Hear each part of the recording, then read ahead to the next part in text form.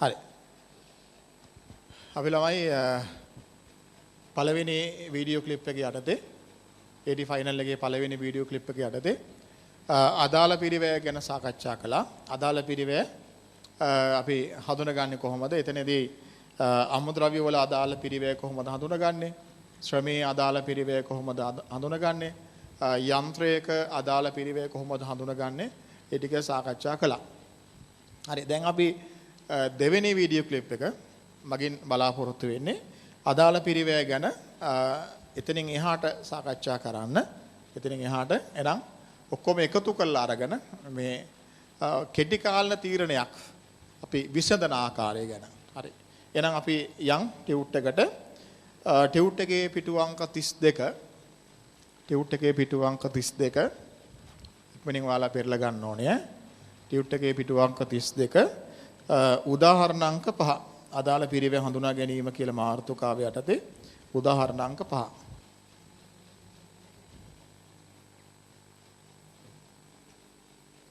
හරි එහෙනම් ඔන්න ගාන කියවමු. සමාගමක් එහි ගණදෙනුකරුවන්ගෙන් ලැබෙන ඇනවුම් වලට අනුව යන්ත්‍ර නිපදවයි. එසේ යන්ත්‍රයක් ඇනවුම් කරන ලද ගණදෙනුකරුවෙක් බුන්වත් භාවයට පත්ව ඇත. ගණදෙනුකාර සමාගම ඈවර කිරීමේදී කිසිදු නැත්නම් කිසිම මුදලක් බලාපොරොත්තු විය නොහැක. යන්ත්‍රයේ නිපදවීම සඳහා දැනට දරා ඇති වියදම රුපියල් 50000යි. ලැබී ඇති අත්තිකාරම් මුදල රුපියල් 15000යි. මේ යන්ත්‍රයේ වැඩ නිම වූ පසු රුපියල් 34000කට වෙනස් සමාගමක් මිලදී ගැනීමට කැමැත්ත පළ කර ඇත. යන්ත්‍රයේ වැඩ නිම කිරීමට පහත පිරිවැය දැරීමට සිදුවනු ඇත. ඒ ඍජු අමුද්‍රව්‍ය රුපියල් 6000කට දැන්ටමත් මිලදීගෙන යති අතර මේ අමුද්‍රව්‍ය වලින් වෙනත් භාණ්ඩයක් නිපදවිය නොහැක. මේ යන්ත්‍රය සම්පූර්ණ නොකරන්නේ නම් අමුද්‍රව්‍ය 2000කට විකිණිය හැකිය. B ශ්‍රම පිරිවැය රුපියල් 8000ක් වේ. ශ්‍රමයේ අවශ්‍ය ප්‍රමාණය නොමැති බැවින් යන්ත්‍රයේ නිෂ්පාදන කටයුතු නැවැත්වුවහොත් ආදායම රුපියල් 30000ක් ලැබෙන ඍජු පිරිවැය 12000ක් දරන ස්ථාවර පිරිවැය 8000ක් අවශෝෂණය කරන වෙනත් නිෂ්පාදනයක් සඳහා ශ්‍රමය යෙදවිය හැකිය. C විශේෂඥ ගාස්තු 4000යි. මේ යන්ත්‍රයේ සම්පූර්ණ නොකරන්නේ නම් රුපියල් 1500ක් ගෙවීමෙන් විශේෂඥයා සමග එළඹැති කොන්ත්‍රාත්තුවෙන් ඉවත් විය හැක. D මේ යන්ත්‍රය සඳහා ස්ථාවර පොදුකාර පිරිවැය 8000ක් අපශෝෂණය කළ යුතුයි. අලුත් ගණදෙනුකරුගේ යෝජනාව බාරගත යුතුයද? මොකද ප්‍රශ්නේ තිබුණේ? මේ ප්‍රශ්නේ විදියට මේ කම්පැනි එක මේ අපේ ගානේ අදාළ සමාගම යන්ත්‍ර හදන සමාගමක්. යන්ත්‍ර හදනකොට ඒගොල්ලෝ යන්ත්‍ර හදලා මාකට් එකට ඒගොල්ලෝ නිකන් දාන්නේ නැහැ. ඒ කියන්නේ හදලා ඔහෙ දාන්නේ නැහැ. ඒගොල්ලෝ මැෂින් හදන්නේ ගණදෙනුකරුවන්ගේ ඇනවුම් වලට අනුව. ඒතර ගණදෙනුකරුවෙක් තමන්ගේ නිෂ්පාදන කටයුතු වලට අවශ්‍ය යන්ත්‍ර ඒගොල්ලෝ ඇවිල්ලා මේ කම්පැනියට කියලා ඒ අවශ්‍ය විදියට අවශ්‍ය නිමාවට හදා ගන්න ඕනේ. ඒතර මේ කම්පැනියට එහෙම ගණදෙනුකරුවෙක් ඇවිල්ලා මැෂින් එකක් හදන්න බාර දුන්නා. බාර දීලා දින يعني ටික දවසක් යනකොට අර මැෂින් එක බාර දුන්න ගණදෙනුකාර සමාගම බංකොලොත් වෙලා තියෙනවා. එතන බංකොලොත් කියලා කියන්නේ ඒ කම්පැනි එක ඉවරයි. එතකොට දැන් මේ මැෂින් එක දැන් හදමින් ඉන්නේ. හදලා තියෙනවා ටික මේ ගාන කියන විදියට. හදලා තියෙනවා දැන් ටික. දැන් එතකොට අර කම්පැනි දෙන්න බෑනේ. දැන් හදලා තියෙන ටික එහෙමම නතර කළා. එතකොට දැන් අපි වියදමක් දරලා තියෙනවා. එතනදී වෙනත් කෙනෙක් ඇවිල්ලා කියන මට මේ මැෂින් එක දෙන්න මම රුපියල් 34000කට ගන්නම් කියලා. ඉතින් අපෙන් අහන්නේ අන්න අර අලුත් ගණදෙනුකරු රුපියල් 24000කට මේ ඉල්ලුපු ගණදෙනුකරුට මේ මැෂින් එක දෙනවද නැද්ද කියන කෙටි කාලීන තීරණය ගන්න කියලා. ඒ කියන්නේ දෙනවද නැද්ද? අපි තීරණය කරන්න ඕනේ ඒ අලුත් ගණදෙනුකරුට මේ මැෂින් එක දෙනවද නැද්ද කියන එක. හරි. එහෙනම් අපි ලස්සනට ගමු ඉස්සෙල්ලා වගේ. පළවෙනි වීඩියෝ එකේ ගත්තා වගේ. මෙහෙම පිරිවැය අයිතමය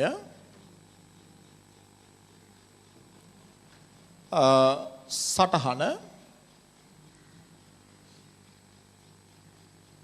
අදාළ පිරිවැය. හරි. මෙතන නම් ළමයි අපිට පිරිවැය අයිතම ටික කලින් ලියා ගන්න බෑ. මොකද අපි ගාන කරන් යනකොට තමයි ලියා ගන්න වෙන්නේ. මෙතන අපි ඉඩ තියාගමු කොහොමදත් රූල් 6ක් විතර වගේ. රූල් 6 7ක් ඉඩ තියාගමු. හරි. දැන් අපි ගාන කියවකට යන් ඈ. සමාගමක් එහි ගණදොනු කරුවන්ගෙන් ලැබෙන ඇනෝම් වලට අනුව යන්ත්‍ර නිපදවයි. එසේ යන්ත්‍රයක් ඇනෝම් කරන ලද ගණදොනු කරුවෙක් ගුණවත් භාවයට පත්ව ඇත. ගණදොනුකාර සමාගම ඇවර කිරීමේදී කිසිම මුදලක් බලාපොරොත්තු විය නොහැක. යන්ත්‍රය නිපදවීම සඳහා දැනට දරා ඇති වියදම රුපියල් 50000යි. ලැබී ඇති අත්තිකාරම් මුදල රුපියල් 15000යි. දැනටමත් දරා ඇති වියදම රුපියල් 50000යි. ලැබී ඇති අත්තිකාරම් මුදල රුපියල් 15000යි. එතකොට දැනටමත් 50000ක් වියදම් කරලා තියෙන මැෂින් එක හදන්න. දැන් මැෂින් එක කොටසක් හදලා ඉවරයි. එහෙම තියෙද්දි තමයි අනිත් කෙනා ඇවිල්ලා අලුත් කෙනා ඇවිල්ලා කියන්නේ මට 34000කට මේ මැෂින් එක දෙන්න කියලා. ඒතර අලුත් කෙනා මේ මැෂින් එක ඉල්ලන යෝජනාව ගේනකොටත් අපි 50000ක් දරලා ඉවරයි. ඒක මොකද්ද? ගිලුණු පිරිවැය. ගිලුණු පිරිවැය. ඒකම අර බංකොලොත් වෙච්ච ගණදුරුකාර සමාගම අපිට අත්තිකාරමක් ගෙවලා තිබුණ රුපියල් 15000ක. ඒතර ඒක ලැබිලා ඉවරයි. ඒක මොකද? ගිලුණු ආදායමක් කියලා අපිට ගන්න පුළුවන්. හරි. ඒතර ඒක අපි පිරිවැය අයිතම් යටතේ මුකුත් ලියන්න ඕනේ නැහැ. ඒක හැබැයි මෙතන අර එක්සැමිනර් මේකත් බලාපොරොත්තු වෙන ආන්සර් එකට අපි මෙතන රූල් 6 7ක් ඉඳ තියන්න කිව්වනේ. මෙතන යටින් තරුවක් දාලා ලියන්න. තරුවක් දාලා ලියන්න. යන්ත්‍රය නිපදවීම සඳහා යන්ත්‍රයේ නිපදවීම සඳහා දැනට දරා ඇති වියදම යන්ත්‍රයේ නිපදවීම සඳහා දැනට දරා ඇති වියදම රුපියල් 50000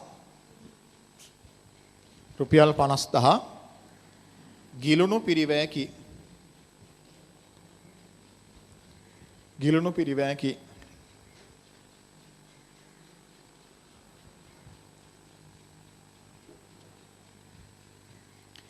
ලැබී ඇති අත්තිකාරම් මුදල රුපියල් 15000. ලැබී ඇති අත්තිකාරම් මුදල රුපියල් 15000. ලැබී ඇති අත්තිකාරම් මුදල රුපියල් 15000 ගිලුණු ආදායමකි.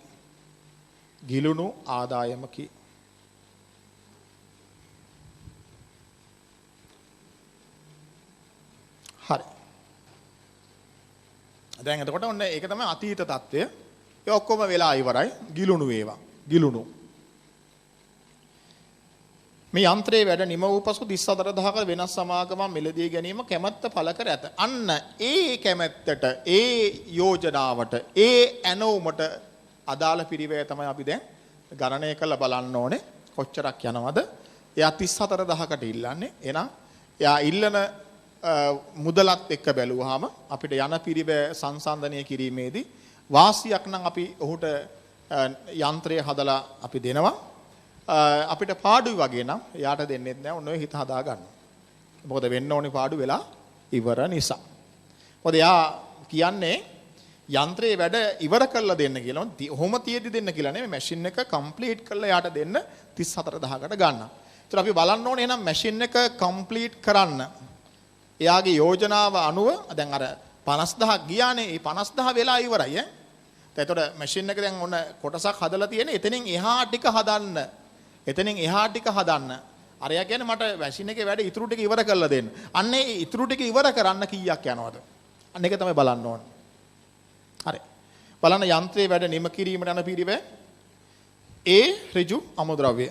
එහෙනම් අපි ලියමු පිරිවැය ආයතම යටතේ ඍජු අමුද්‍රව්‍ය සටහන 1.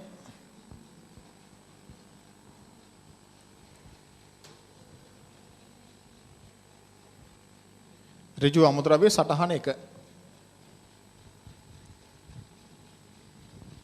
බලන්න.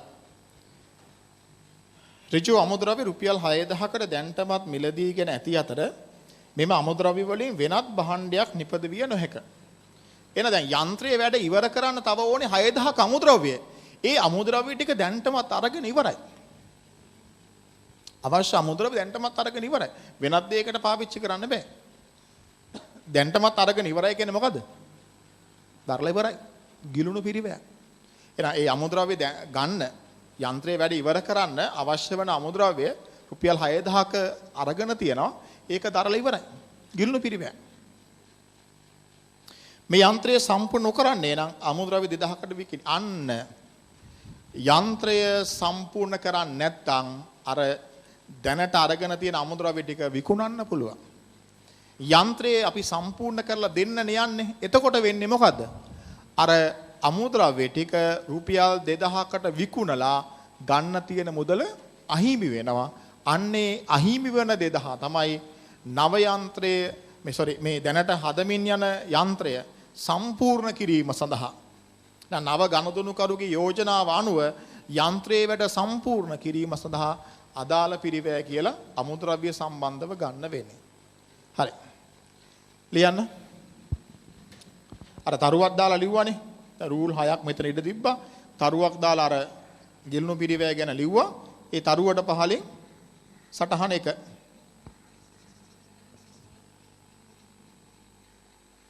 සටහන 1. සටහන 1 ලියන්න. ඒ යටතේ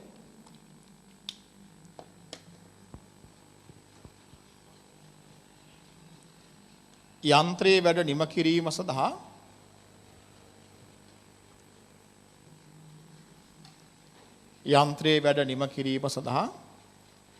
අවශ්‍ය ඍජු අමුද්‍රව්‍ය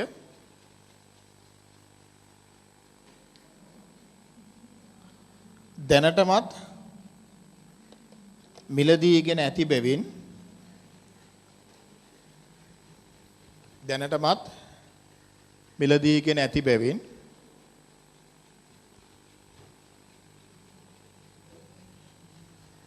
ඒ සඳහා දරා ඇති පිරිවැය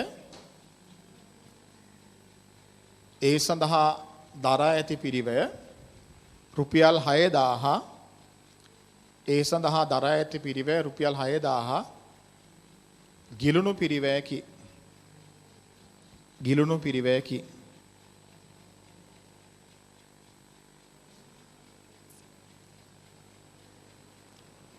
ගිලුණු පිරිවැයකි. අලුත් රූලකින් ලියන්න.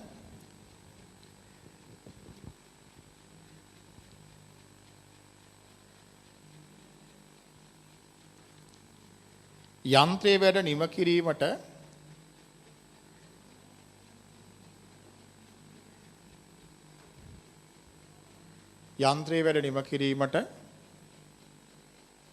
දැනට ඇති අමුද්‍රව්‍ය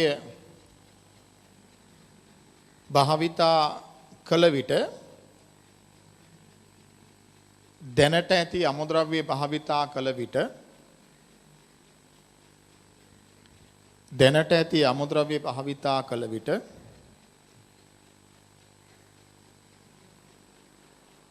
ඒවා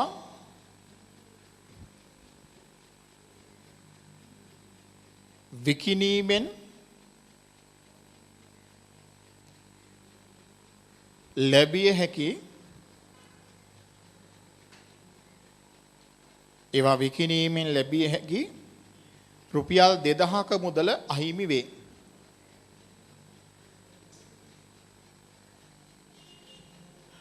හැකි රුපියල් 2000ක මුදල අහිමි වේ. ඒ අනුව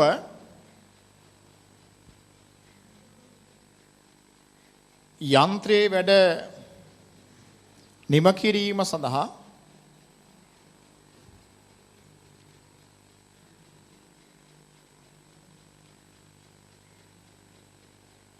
යන්ත්‍රයේ වැඩ නිම කිරීම සඳහා ඍජු අමුද්‍රව්‍ය වල අදාළ පිරිවැය වන්නේ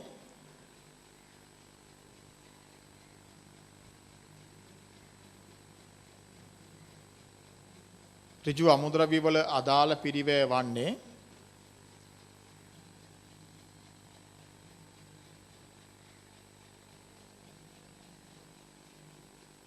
අහිමි වන රුපියල් 2000 වේ. අහිමි වන රුපියල් 2000 වේ. අහිමි වන රුපියල් 2000 වේ. ତර අර විකිණීමෙන් ලැබෙන්න තියෙන රුපියල් 2000 අහිමි වෙනවා. ඒ අහිමි වන 2000 තමයි අපි අදාළ පිරිවැය කියලා ගන්න. එනන් ලියන්න. අදාළ පිරිවැය 2000යි.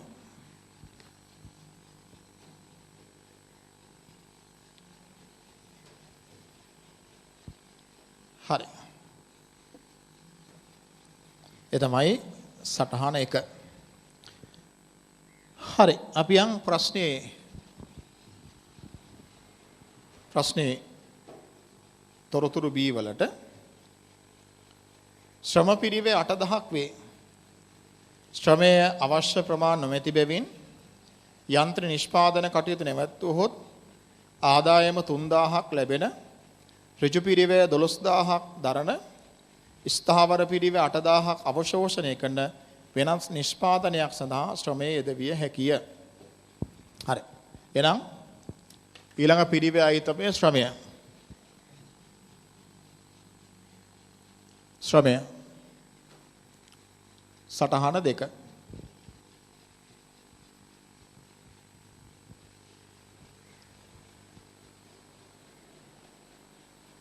හරිද? හරි. දැන් ශ්‍රම පිරිවැය 8000ක් වෙනවා. ශ්‍රමය සඳහා 8000ක් ගෙවන්න වෙනවා. ගාන කියලා නැහැ සේවකයන් ස්ථීර සේවකයන්ද తాවකාලික සේවකයන්ද කියලා නැහැ. ගාන කියලා නැහැ. සේවකයන් ස්ථීරද తాවකාලිකද කියලා. දැන් අර ඉස්සල කරපු අර පළවෙනි වීඩියෝ එකේ කරපු ගණන් වල තිබුණා తాවකාලිකද ස්ථීරද කියලා. මේකේ නැහැ. ඒතර ප්‍රශ්නකදී මේ ශ්‍රමය සම්බන්ධව අදාළ පිරිවැය හොයනකොට ඒ ශ්‍රමිකයන් ප්‍රශ්නය තුල ස්ථීරද తాවකාලිකද කියලා නැත්තම්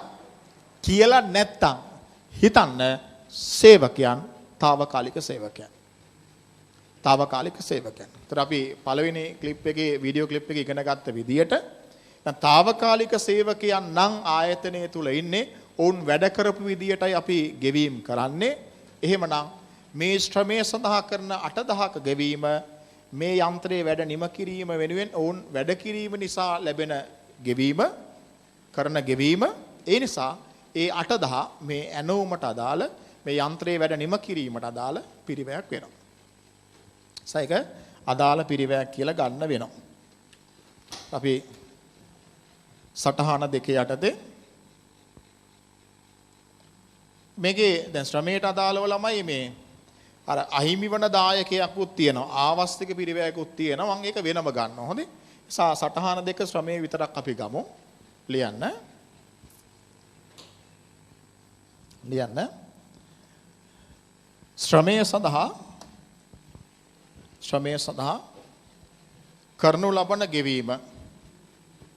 ශ්‍රමය සඳහා කරනු ලබන ගෙවීම රුපියල් 8000 ශ්‍රමය සඳහා කරනු ලබන ගෙවීම රුපියල් 8000 අදාළ පිරිවැයකි. ශ්‍රමය සඳහා කරනු ලබන ගෙවීම රුපියල් 8000 අදාළ පිරිවැයකි.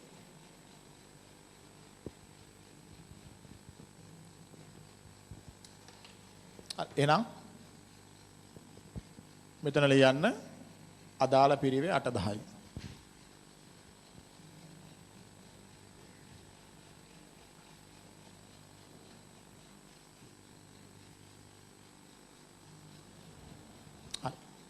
ඊළඟට මෙතන ඊළඟ පිරිවැය අයිතමේ අපිට ගන්න පුළුවන් ආවස්තික පිරිවැය. එහෙම නැත්නම් අහිමි වන දායකය. ඔයගලන්ට ඕන විදියකට ඒක ලියන්න පුළුවන්. ආවස්තික පිරිවැය නැත්තම් අහිමි වන දායකය.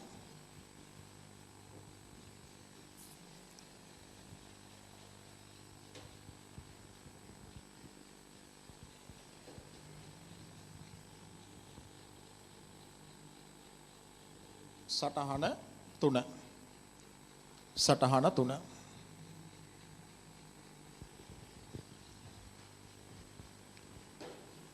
ශ්‍රමයේ අවශ්‍ය ප්‍රමාණයට නොමැති බැවින් යන්ත්‍රයේ නිෂ්පාදන කටයුතු නැවැත්වුවහොත් ආදායම 30000ක් ලැබෙන ඍජු පිරිවැය 12000ක් දරන ස්ථාවර පිරිවැය 8000ක් අවශෝෂණය කරන වෙනත් නිෂ්පාදනයක් සඳහා ශ්‍රමය යොදවන්න පුළුවන්. දැන් මේ යන්ත්‍රයේ වැඩ නිම කිරීමට සම්බන්ධ වන සේවකයන් අපිට වෙනත් වැඩකට යොදවන්න පුළුවන්. යන්ත්‍රයේ වැඩ නතර කරනවා නම්. දැන් මෙතන වෙන්නේ මොකද්ද? යන්ත්‍රයේ වැඩ නතර කරන්නේ නැතුව යන්ත්‍රය නිම කිරීමට යන එක. එහෙමනම් මේ සේවකයන් අර වෙනත් කාර්යයකට යෙදවීමෙන් ලැබෙන්න තිබුණු අපිට ආදායමක් දායකයක් අපි අහිමි කර ගන්නවා. එහෙනම් ඒ අහිමි වන දායකය මේ යන්ත්‍රයේ වැඩ නිම කිරීම සම්බන්ධව අදාළ පිරිවැයක් කියලා ගන්න වෙනවා. අපිට වෙනත් කාර්යයකට යෙදුවොත් වෙනත් නිෂ්පාදනයකට යෙදුවොත් අපිට ආදායම ගන්න පුළුවන් 30000ක්. ආදායම ගන්න පුළුවන් 30000ක්. අපි ගණනය කරන්නේ අහිමි වන දායකත්වය. ତර මේකෙන් අඩු කරන්න ඕනේ විචල්්‍ය පිරිවැය. මොකද දායකයේ ගන්නේ ආදායමෙන් විචල්්‍ය පිරිවැය අඩු කරලා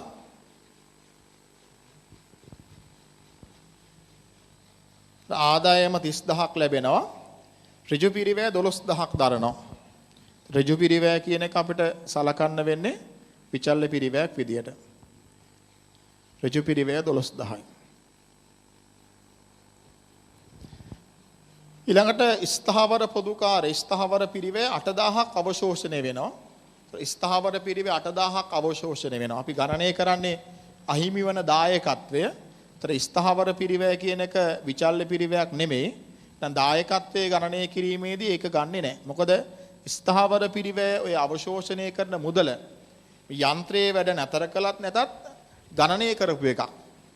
ඒතර මේ යන්ත්‍රයේ වැඩ නිම කිරීමේදී 8000ක් අවශෝෂණය කරන මේ වෙනත් කාර්යයකට යන්ත්‍රය යෙදුවොත් ඒ වෙනත් කාර්යය තුල වැඩ කරන ප්‍රමාණයට 8000ක් අවශෝෂණය වෙනවා. ඒතර අවශෝෂණය වීම තීරණය වෙන්නේ කලින් තීරණය කරන ලද අන්තර්ගහන අනුපාතයක් යටතේ. අපි ඉගෙන ගත්තා කලින් තීරණය කරන ලද අන්තර්ගහන අනුපාතයක් යටතේ අවශෝෂණය කරන ස්ථාවර පොදු කාර්ය තීරණ ගැනීම සඳහා අදාළ පිරිවැයක් නෙමෙයි අපි යොදාගන්නේ නැහැ කියලා. එහෙනම් මෙතන අහිමි වන දායකයෙක් කොච්චරක් තියෙනවද? 18000ක් තියෙනවා. මේ තමයි අහිමි වන දායකය හෝ ආවස්තික පිරිවැය.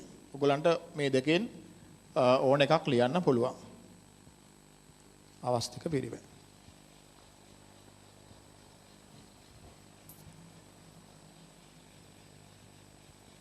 එහෙනම් මෙතන ලියන්න. 18000යි.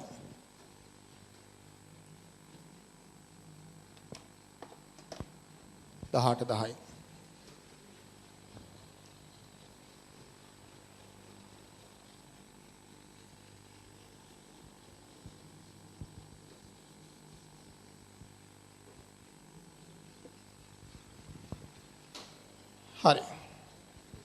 ඊළඟට C විශේෂඥ ගාස්තුව. අන්න ඊළඟ පිරිවැය ඊතමය විශේෂඥ ගාස්තුව.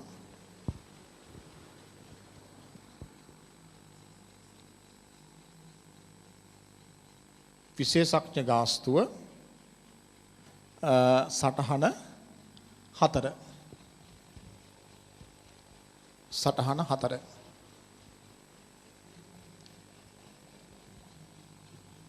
හරි. ඔන්න එහෙනම් අපි පහලින් විශේෂඥ ගාස්තුවට අදාළ සටහන ගන්නවා. සටහන 4.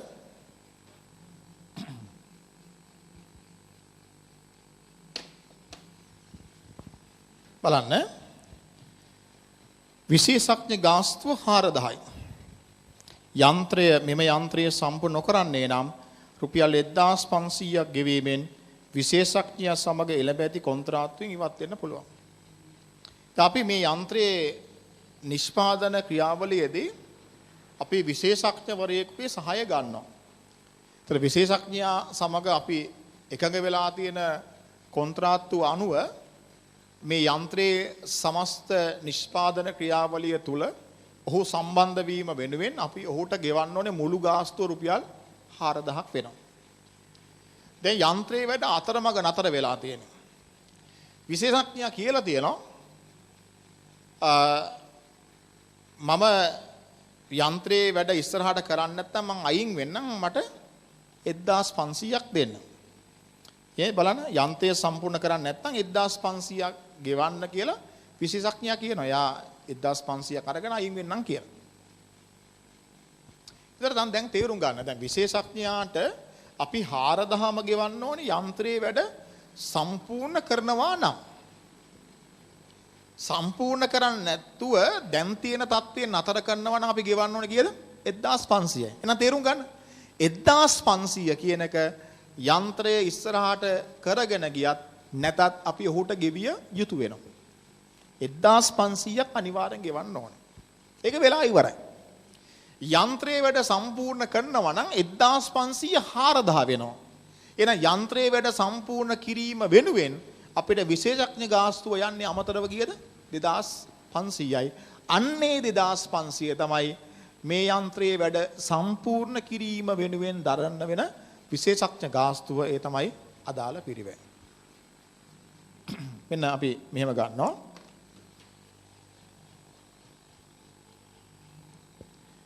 යන්ත්‍රයේ වැඩ සම්පූර්ණ කරන්නේ නම්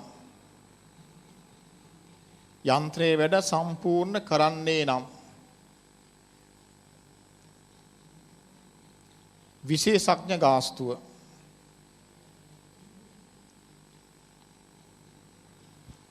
යන්ත්‍රයේ වැඩ සම්පූර්ණ කරන්නේ නම් විශේෂඥ ගාස්තුව 4000යි.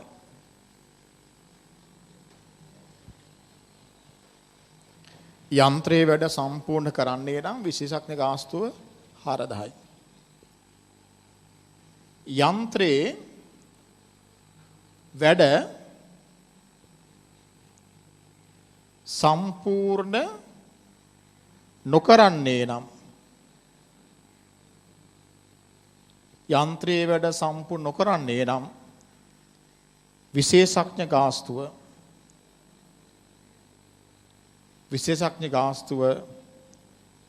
1500යි. යන්ත්‍රයේ වැඩ සම්පූර්ණ කරනවා නම් විශේෂඥ ගාස්තුව 4000යි. යන්ත්‍රයේ වැඩ සම්පූර්ණ කරන්නේ නැත්නම් විශේෂඥ ගාස්තුව 1500යි. එහෙනම් යන්ත්‍රයේ වැඩ සම්පූර්ණ කරන්න අපි තීරණය කළොත් අපිට අමතරව යන්නේ කීයද? 2500යි. ඒ තමයි අපි දැන් ගන්න යන තීරණය මොකද්ද?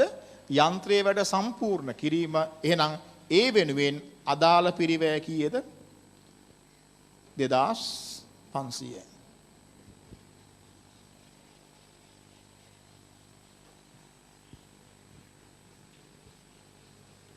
අදාළ පිරිවැය 2500යි.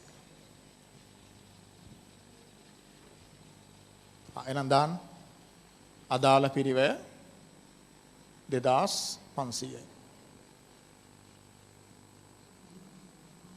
අදාළ පිරිවැය 2500යි.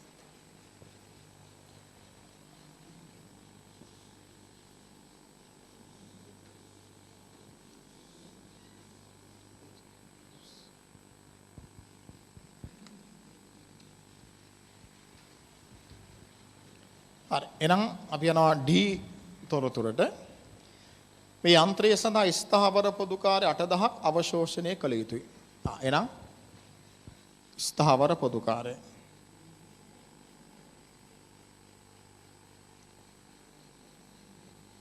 ස්ථාවර පොදු කාර්ය සටහන 5.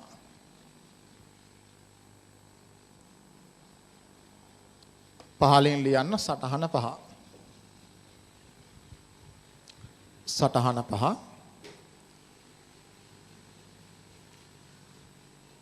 සටහන පහ අපි ඉගෙන ගත්තා අන්තර්ගහණය කරන ස්ථාවර පොදු කාර්ය අදාළ පිරිවැයක් නෙමෙයි කියලා. එහෙනම් යටින් ලියන්න සටහන පහ යටතේ අවශෝෂණය කරන ස්ථාවර පොදු කාර්ය 810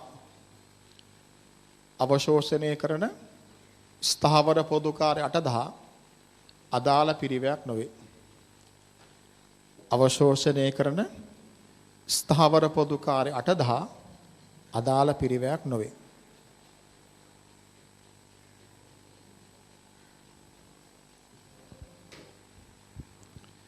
එන අවශෝෂණය කරන ස්ථාවර පොදු කාර්ය 810 අදාළ පිරිවැයක් නෙමෙයි. එහෙනම් මෙතෙන්ට එන්නේ නැහැ. එන එච්චරයි තියෙන්නේ. එච්චරයි. අපි ගන්නවා එකතුව.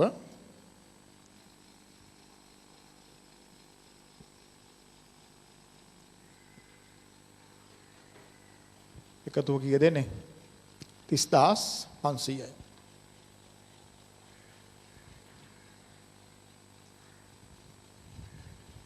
මේ තමයි මුළු අදාළ පිරිවැය. එතකොට යන්ත්‍රයේ වැඩ සම්පූර්ණ කරනවා නම් ඒ වෙනුවෙන් මුළු අදාළ පිරිවැය රුපියල් 30500ක් යනවා. මුළු අදාළ පිරිවැය 30500යි.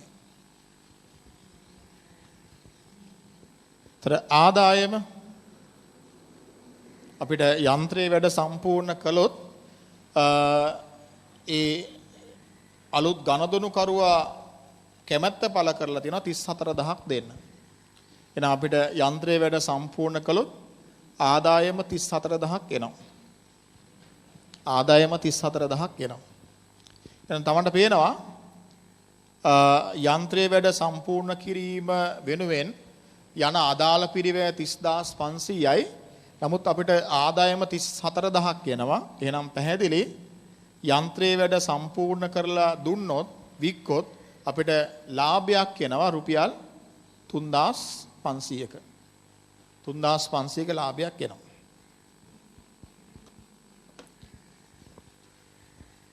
එහෙනම් නව ගණදොනු කරුගේ යෝජනාව අපි බාර ගන්නවද නැද්ද? බාර ගන්න ඕනේ. ඇයි ඒ? අපිට යන්ත්‍රයේ වැඩ සම්පූර්ණ කරලා දුන්නොත් රුපියල් 3500ක ලාභයක් උපය ගන්න පුළුවන්.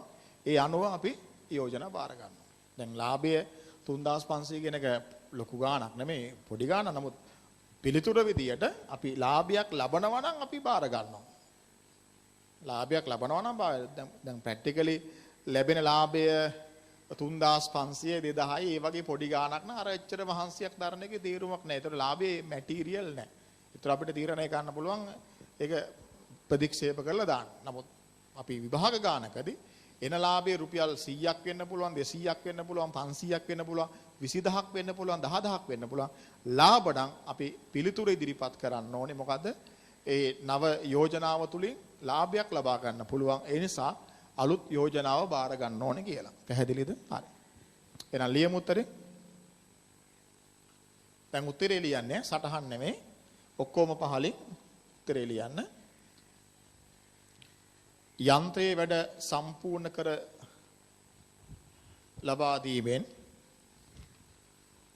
යන්ත්‍රයේ වැඩ සම්පූර්ණ කර ලබා දීමෙන් රුපියල් 3500ක ලාභයක් ඉපෙය හැකි බැවින් රුපියල් 3500ක ලාභයක් ඉපෙය හැකි බැවින්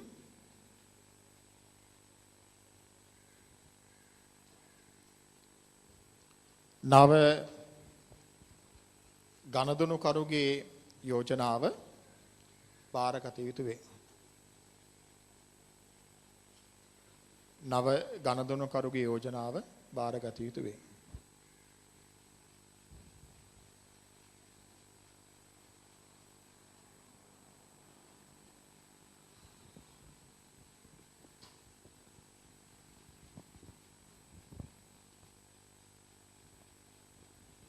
හරි.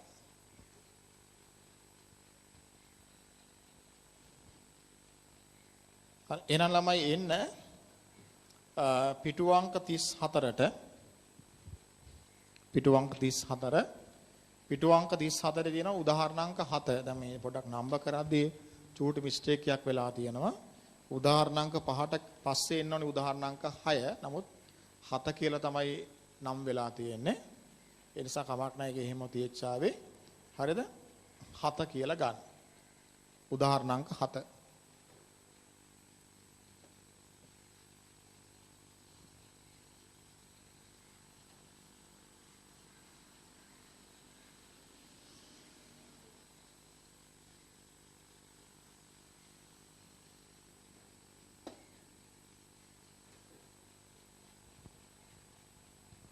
හරි. එහෙනම් 7 වෙනි ගාන බලන්න.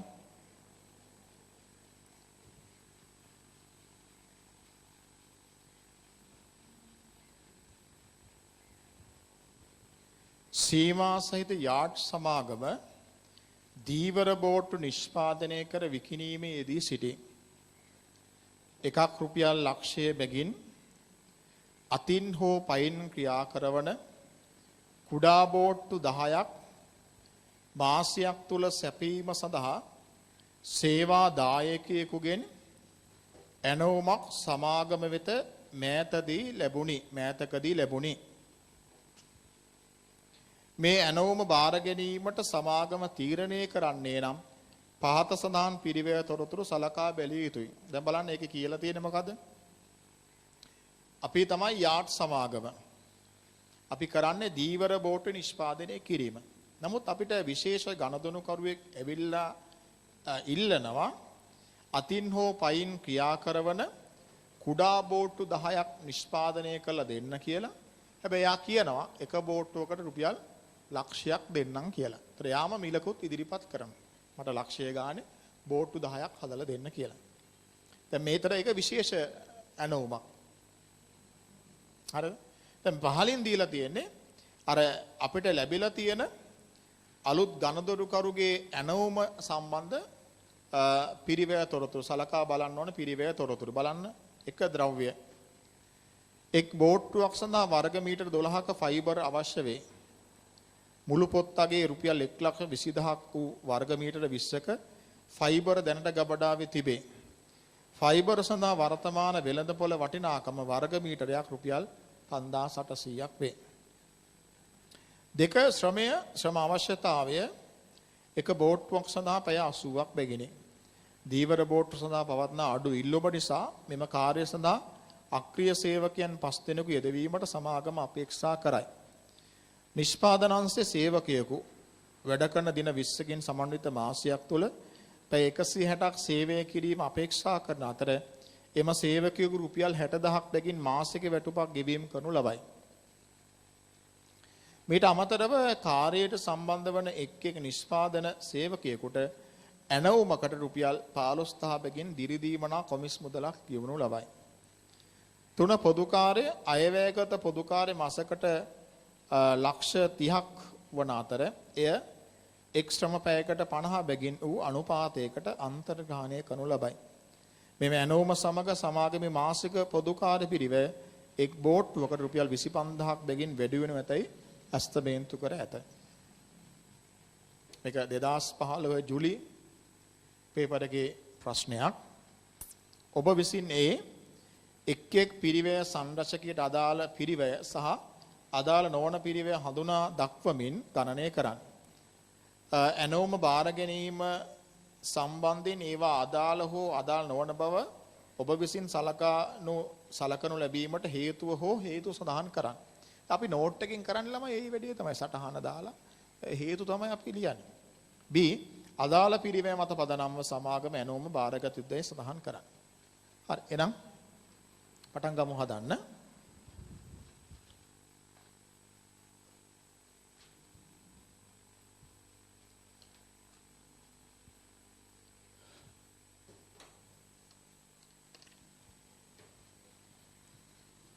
කලින් වගේ ලියා ගන්න පිරිවැය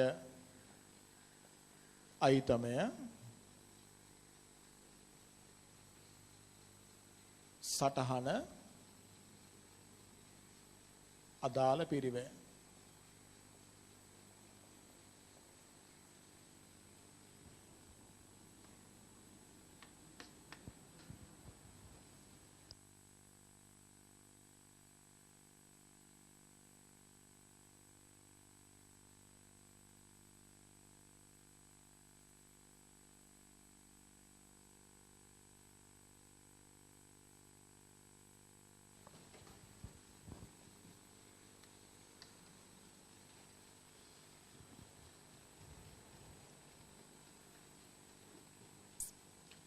හරි. ඉස්සෙල්ලාම ද්‍රව්‍ය. පිරිවැයිතමේ ද්‍රව්‍ය. සටහන 1. තර මේකෙත් රූල් 5ක් ඉඩ තියලා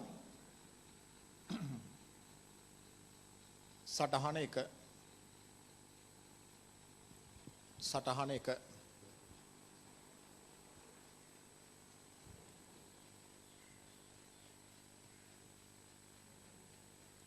බලන්න තොරතුරු අංක 1 ද්‍රව්‍ය සම්බන්ධව එක් බෝට්ටුවක් සඳහා වර්ග මීටර 12ක ෆයිබර් අවශ්‍ය වේ. මුළු පොත්තගේ 1,20,000ක් වූ වර්ග මීටර 20ක ෆයිබර් දැනට ගබඩාවේ තිබේ. ෆයිබර් සඳහා වර්තමාන වෙළඳපොළ වටිනාකම වර්ග මීටරයක් රුපියල් 5,800ක් බැගින් වේ. දැන් මේ අතින් හෝ පයින් ක්‍රියා කරන එක් බෝට්ටුවක් හදන්න ෆයිබර් ඕනේ වර්ග මීටර 12ක්.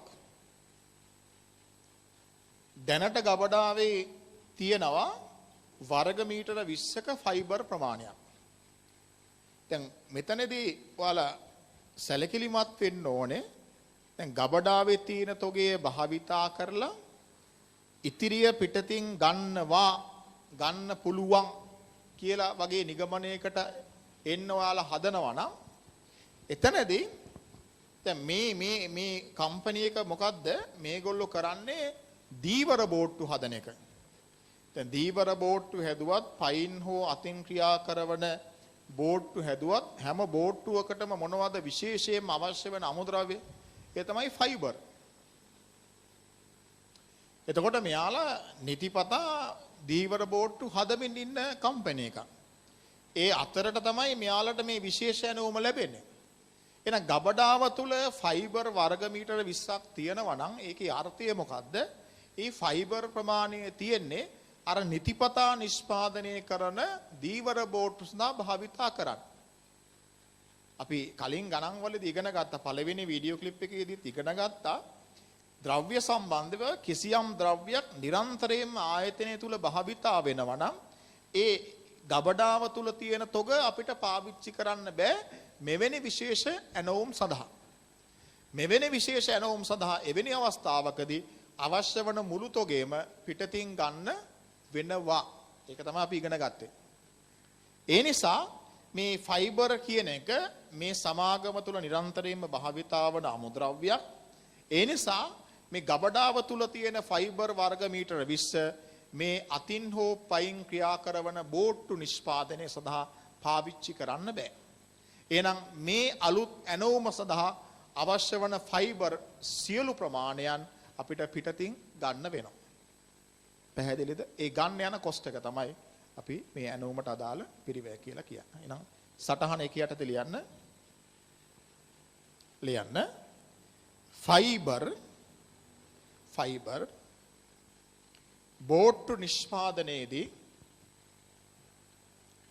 බෝට්ටු නිෂ්පාදනයේදී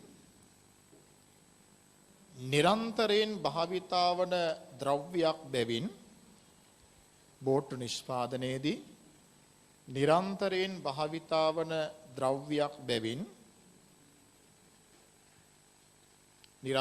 භාවිතා වන ද්‍රව්‍යයක් බැවින්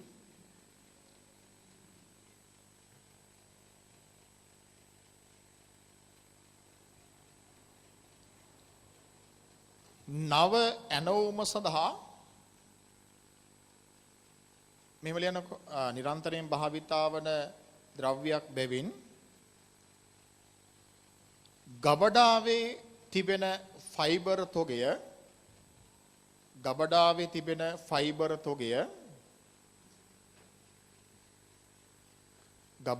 තිබෙන ෆයිබර් තොගය නව ඇණවුම සඳහා භාවිතා කළ නොහැක. නව ඇණවුම සඳහා භාවිතා කළ නොහැක.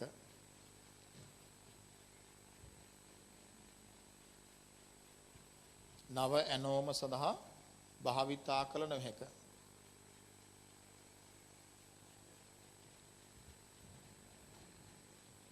එම නිසා ඇනවුමට අවශ්‍ය සම්පූර්ණ ෆයිබර්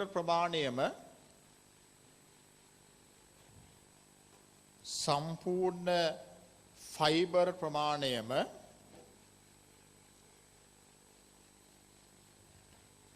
පිටතින් මිලදී ගත යුතු බැවින්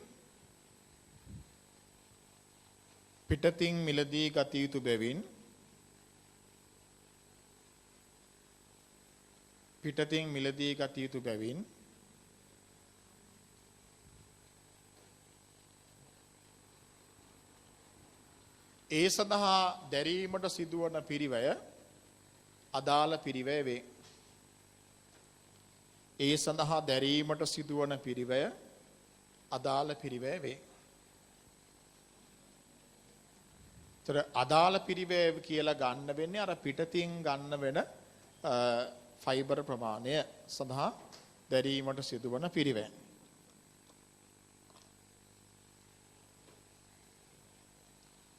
මෙන්න අපි එහෙනම් ගණනය කරනවා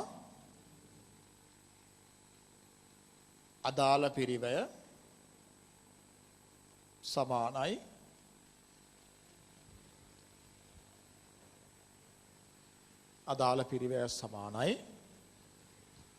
එක බෝට්ටුවකට ඕනේ ෆයිබර් වර්ග මීටර 12ක්.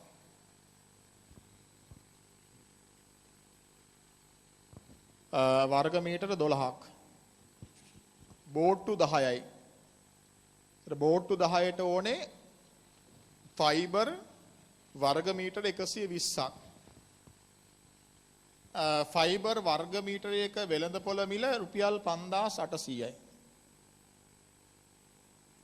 5800යි. වැඩි කළ ගන්න.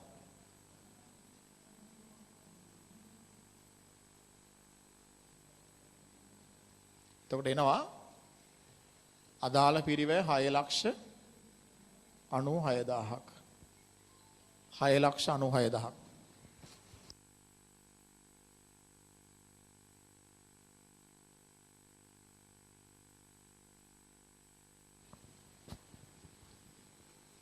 හරි. එහෙනම් ලියන්න මෙතන.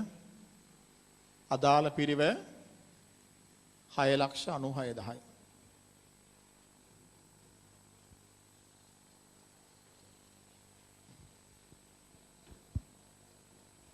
හරි නේද? හරි. දැක්කද ළමයි? එතකොට දැන් එතන තමන්ට අවබෝධ වෙන්න ඕනේ ෆයිබර් කියන ද්‍රව්‍ය බෝට්ටු නිෂ්පාදනයේදී භාවිතා කරන ප්‍රධානම ද්‍රව්‍ය වර්ගයක් කියන එක. ඒකම තේරුම් ගන්න ඕනේ මෙයාලා හදන්නේ දීවර බෝට්ටු. ඒ අතරට තමයි අතින් හෝ පයින් ක්‍රියා කරන මේ විශේෂ බෝට්ටු වර්ගය ඉල්ලන්නේ. අලුත් ඇනෝමක් එන්නේ. ඒතර නිතිපතා දීවර බෝට්ටු නිපදවීමේ ක්‍රියාවලියේ ඉන්න අතරට තමයි මේක එන්නේ. ඒතර අර ගබඩාවේ තියෙන ස්ටොක් එක තියෙන්නේ නිතිපතා හදන දීවර බෝට්ටු නිපදවීම සඳහා. ඒතර අපිට ඒක පාවිච්චි කරන්න බෑ. එන අවශ්‍ය වන මුළු තොගයම අපිට අනිවාර්යයෙන්ම පිටින් ගන්න වෙනවා. ඕකේ? හරි. හරි. එහෙනම් අංක 2 ශ්‍රමය. අංක 2 ශ්‍රමය. ශ්‍රමය සටහන 2. පාලින් අපි ලියනවා සටහන 2.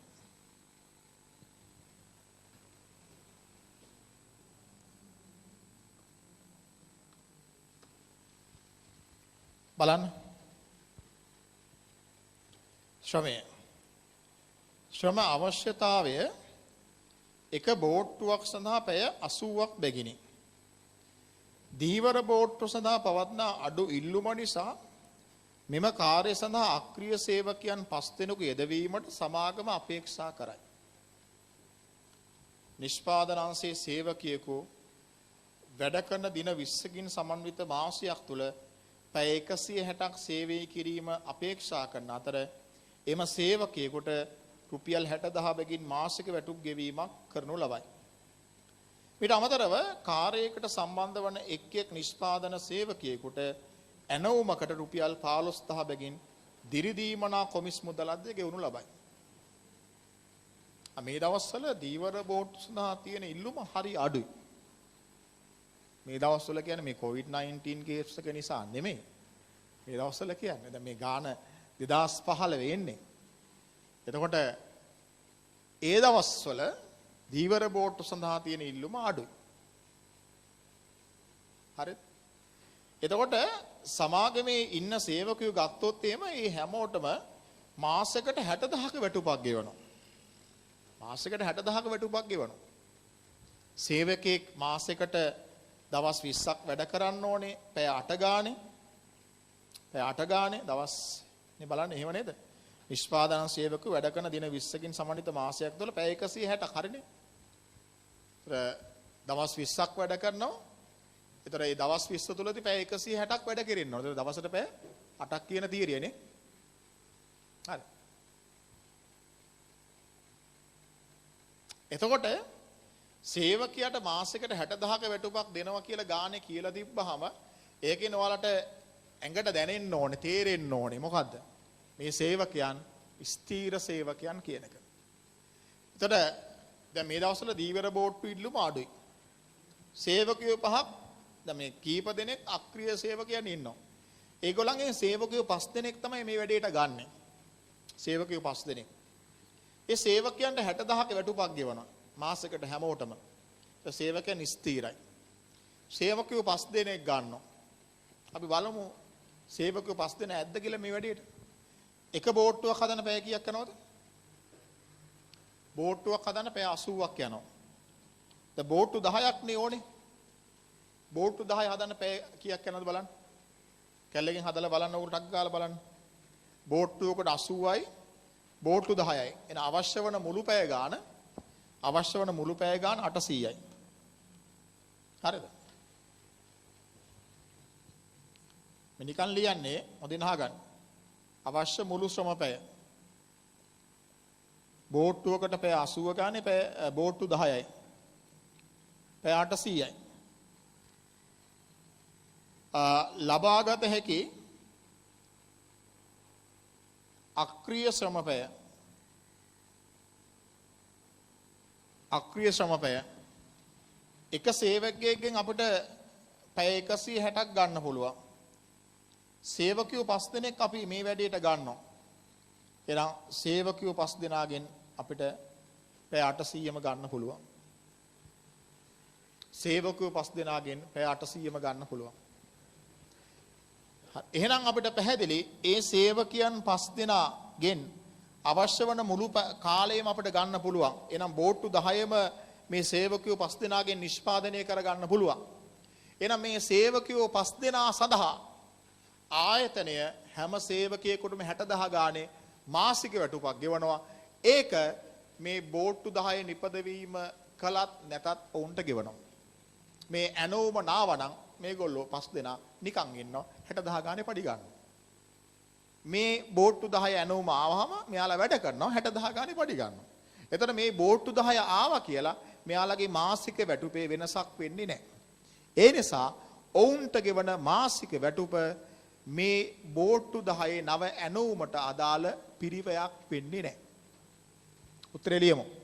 ලියන්න සටහන 2 යටතේ. සටහන 2 යටතේ. මොන මේක ලියාගත්තත් කමක් නැහැ. අවශ්‍ය මුළු ශ්‍රමපය 80 වැඩි කිරීම 10 800යි. අවශ්‍ය මුළු ශ්‍රමපය ලබාගත හැකි අක්‍රීය ශ්‍රමපය. අක්‍රීය ශ්‍රමපය කියන එක මම පාවිච්චි කළේ මොකද අක්‍රීය සේවකයන්ගෙන් තමයි අපි මේක ගන්නෙ. කියන්නේ දැනට වැඩක් නොකර නිකන් ඉන්න අයගෙන් මේක ගන්නෙ. එතකොට එක්කෙනෙක්ගෙන් පැය 160 ගානේ 5 දෙනෙක් පැය 800යි. යටින් ලියමු.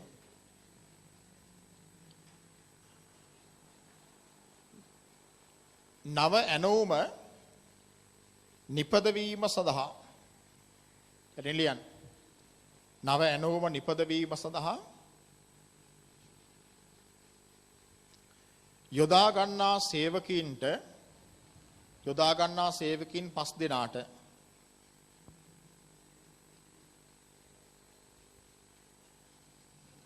යොදා ගන්නා සේවකීන් 5 දෙනාට මාසික වැටුප් ගෙවන බැවින් මාසික වැටුප් ගෙවන බැවින්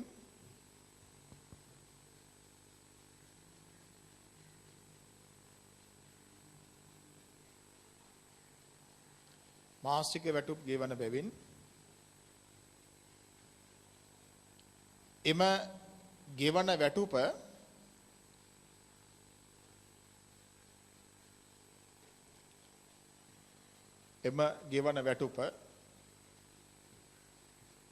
නව ඇනෝමට අදාළ පිරිවැයක් නොවේ.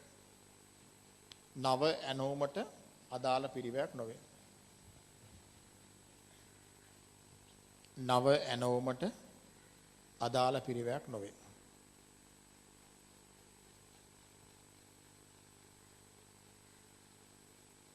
හරි. එතකොට සේවකයෝ 5 දෙනාට මාසයකට ගෙවන වැටුප අදාළ පිරිවැයක් නෙමෙයි. ඒක ඔන්න ගත්තා. ඊළඟට මීට අමතරව කාර්යයට සම්බන්ධ වන එක් නිෂ්පාදන සේවකයෙකුට ඇනෝමකට රුපියල් 15000 බැගින් දිරිදීමනා කොමිස් මුදලක් ගෙවන. අන්න ඒ දිරිදීමනා කොමිස් මුදල ගෙවන්නේ ඇනෝම් පදනම් කරගෙන. එහෙනම් ඒක ස්ථාවර ගෙවීමක් නෙමෙයි. එහෙනම් මේ ඇනෝමට සේවකයෝ 5 දෙනා යොදව ගත්තාම ඒ හැම සේවකයෙකුටම මේ ඇනෝම සඳහා යෙදවීම වෙනුවෙන් ඇනෝමට රුපියල් 15000 ගාන ගෙවන්න වෙනවා. ඒක අදාළ පිරිවැය. යටින් ලියන්න ඊට පස්සේ සටහන දෙක යට තමයි යටින් ලියන්න. ඇනෝමක් සඳහා සේවකයෙකුට ගෙවුන් ලබන දිරිදීමනා කොමිස් මුදල ඇනෝමක් සඳහා සේවකයෙකුට ගෙවුන් ලබන දිරිදීමනා කොමිස් මුදල සේවකයෙකුට ගෙවුන් ලබන දිරිදීමනා කොමිස් මුදල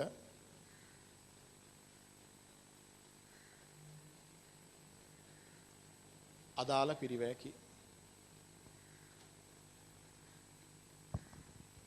අදාළ පිරිවැයකි.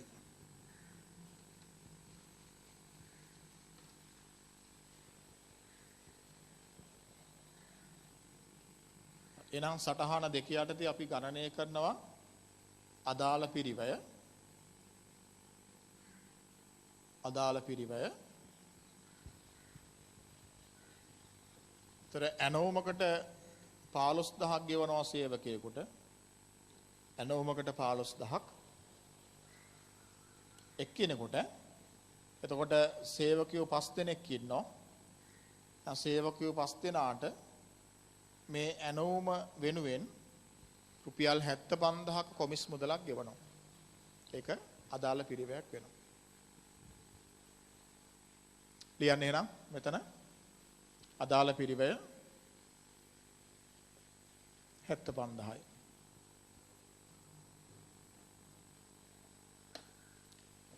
අදාළ පිරිවැය 75000යි.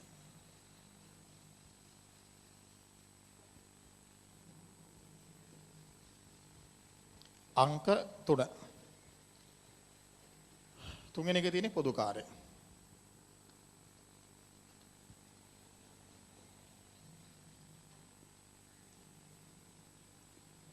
පොදු කාර්ය සටහන 3.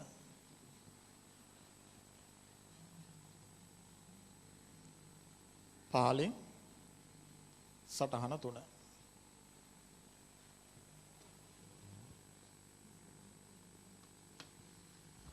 පොදු කාර්ය ගැන බලන්න මොකක්ද කියන්නේ කියලා.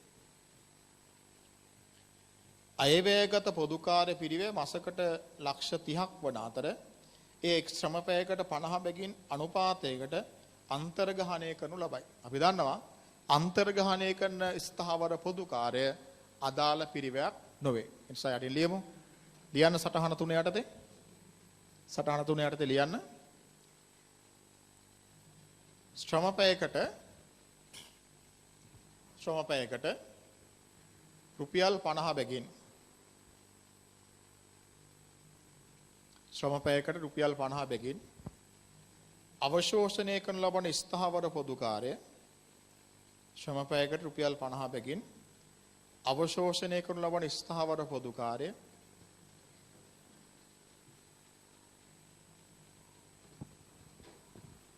අවශෝෂණය කරන ලබන ස්ථාවර පොදු කාර්ය අදාළ පිරිවැයක් නොවේ. අදාළ පිරිවැයක් නොවේ.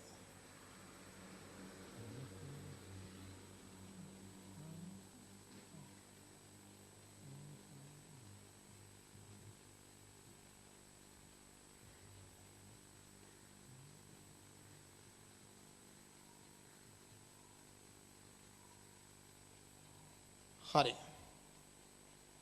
පොදු කාර්යවල තව දුරටත් කියනවා මෙම ඇනෝමත් සමග සමාගමේ මාසික ස්ථාවර පොදු කාර්ය පිරිවේ එක් බෝට්ටුවකට 25000 බැගින් වැඩි වෙනු ඇතැයි අස්තමේන්තු කර ඇත. අපි ඉගෙන ගත්තා අන්තර්ගහණය කරන ස්ථාවර පොදු කාර්ය අදාළ පිරිවැයක් නෙමෙයි. හැබැයි ඇනෝමත් එක්ක විශේෂ ඇනෝමත් එක්ක අපි අපේ ගන්න තීරණයත් එක්ක ස්ථාවර පොදු කාර්යවල වැඩිවීමක් වෙනවා නම් ඒක අදාළ පිරිවැයක් කියලා ගන්න. ඒ නිසා සටහන 3 යටතේ අලුත් රූලකින් ලියන්න. එක්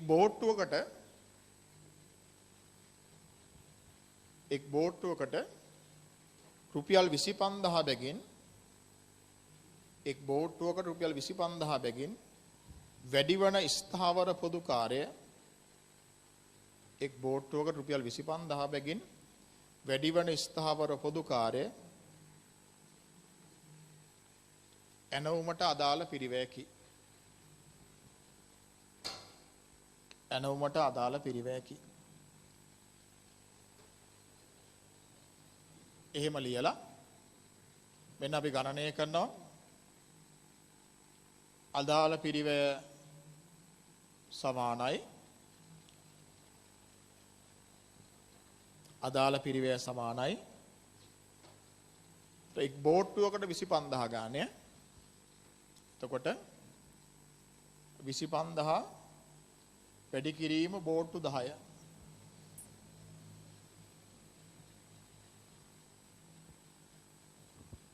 එතකොට කීයද?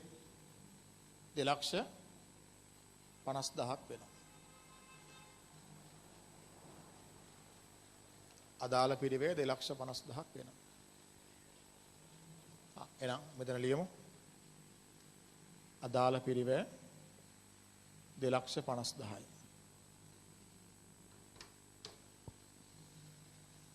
එච්චරයිනේ. එහෙනම් දැන් අදාළ පිරිවැය වල එකතුව ගන්න.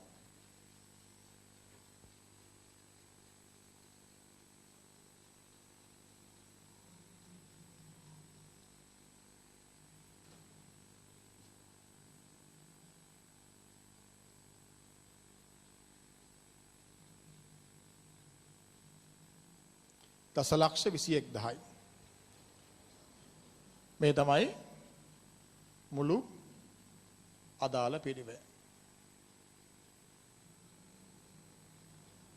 බෝට්ටු 10 අපි ඇනවුම බාරගත්තොත් බෝට්ටු 10 ඇනවුම බාරගත්තොත් ඒ වෙනුවෙන් යන මුළු අදාළ පිරිවැය රුපියල් දසලක්ෂ 21000ක් වෙනවා. හරි මේක අපි ආදායමත් එක්ක සංසන්දනය කරන්න ඕනේ. ආදායම එක් බෝට්ටුවකින් අපිට ලැබෙන්නේ ලක්ෂයයි. එක් බෝට්ටුවකින් ලක්ෂයයි බෝට්ටු 10යි. දැන් අපිට ආදායම ලැබෙනවා ලක්ෂ 10ක්. බලන්න දැන් බෝට්ටු 10 හදන්න යන පිරිවැය දසලක්ෂ 21000ක්. නමුත් ආදායම වෙන්නේ ලක්ෂ 10යි. එහෙනම් පැහැදිලි ඔයාලට රුපියල් 21000ක අලාභයක් තමයි තියෙන්නේ. ඒක වරහන් කරලා පෙන්නන්න අවශ්‍ය නැහැ ළමයි. හොඳයි අලාභය කිව්වම හරි මේ. අලාභය 21000යි. එහෙනම් නව ඇනෝමෙන් අපිට වෙන්නේ අලාභයක්. එහෙනම් නව ගණතුණු කරුගේ යෝජනාව අපි බාර ගන්නවද නැහැ. ප්‍රතික්ෂේප කරන්න ඕනේ. ලියන්න.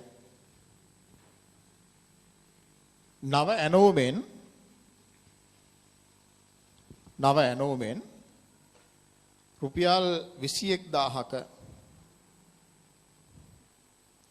රුපියල් 21000ක අලාභයක් සිදුවන බැවින්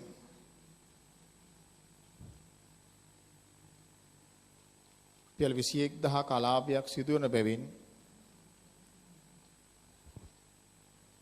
නව ඇනෝම ප්‍රතික්ෂේප කළ යුතු වේ. ප්‍රතික්ෂේප කළ යුතු වේ.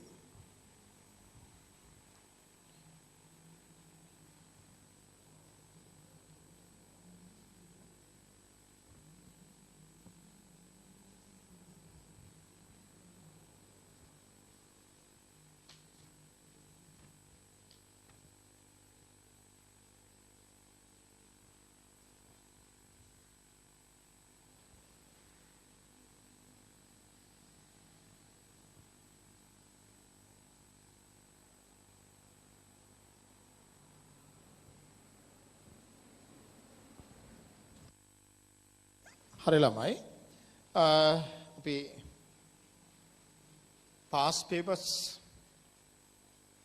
තුත් මේ අතරේ ළමයි සාකච්ඡා කරන්න යනවා. ඔයාලා දන්නවා අපි මම පෞද්ගලිකව දේශන පවත්වනකොට ආයතනයේ එතකොට අපි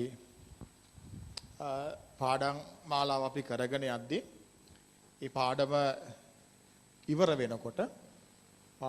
වෙනකොට ඒන් පසුගිය විභාග වලදී අහලා තියෙන ප්‍රශ්න වලට අවශ්‍ය නිවැරදි පිළිතුරු සැපයීම සාකච්ඡා කිරීම කරනවා. එතකොට අපි දැන් අදාළ පිරිවැය ගැන යම් මට්ටමකට දැන් අපි සාකච්ඡා කරලා තියෙනවා. අපිට මේ ලබාගත් දැනුම ආශ්‍රයෙන් අපිට විභාග ගැටලු කිහිපයක් කරන්න පුළුවන්.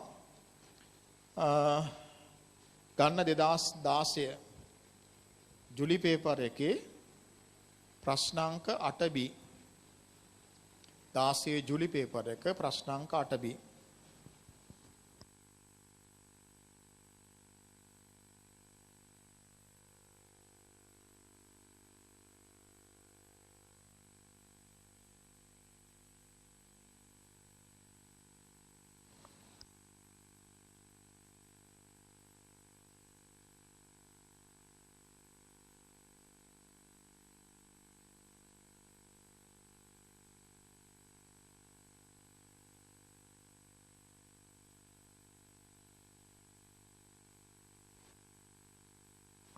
ජුලි පේපර් එකේ ප්‍රශ්නාංක 8B බලන්න.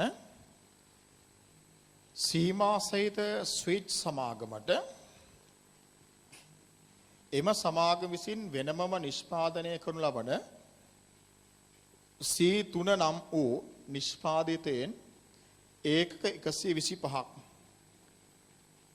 ඒකකයක් රුපියල් 900 බැගින් වූ මිලකට සැපයීම සඳහා ගණදුණු කරුවෙකුගෙන් විශේෂ ඇනෝමක් ලැබී ඇත. C3හි එක් ඒකකය සඳහා පහත සඳහන් දෑ අවශ්‍ය වේ. ඍජු ද්‍රව්‍ය කිලෝග්‍රෑමයක් රුපියල් 660 බැගින් ඍජු ද්‍රව්‍ය කිලෝග්‍රෑම් එකක් වෙළඳ පොලෙන් මිලදී ගත යුතුයි. ඍජු ශ්‍රමය සාමාන්‍යයෙන් පැයකට රුපියල් 500ක් බැගින් ගෙවීම කරනු ලබන පැය 0.5ක ශ්‍රමය භාවිතා කළ යුතු ඇත. දැනට අක්‍රීය ශ්‍රමපය 40ක් තිබෙන අතර ඒ සඳහා වේතන වෙනුවෙන් සමාගම සහතික වී ඇත. ඍජු ශ්‍රම සැපයීමේ කිසියම් ඌනතාවයක් සිදු වුවහොත් පැයකට සාමාන්‍ය අනුපාතයට වඩා 1.5ක කුණයක් බැගින් ගෙවා අතිකාල වැඩ තුලින් ඒ ආවරණය කරගත යුතුයි. විචල්්‍ය පොදුකාර්ය ශ්‍රම පැයකට රුපියල් 60 බැගින් විචල්්‍ය පොදුකාර්ය ගණනය කරනු ලබයි. ස්ථාවර පොදුකාර්ය මෙම ඇනවුම සඳහා ස්ථාවර පොදුකාර්ය ශ්‍රම පැයකට රුපියල් 55 බැගින් අන්තර්ග්‍රහණය කෙරේ. සීමා සහිත ස්විච් සමාගම විසින් මේ ඇනවුම බාරගත යුතුදැයි උපකාරක ගණනය කිරීමද සහිතව හේතු දක්වමින් තක්සේරු කරන්න. හරි එහෙනම් උත්තරය අපි ගමු. මෙතන ලියන්න පිරිවැයිත මේ සටහන අදාළ පිරිවැය.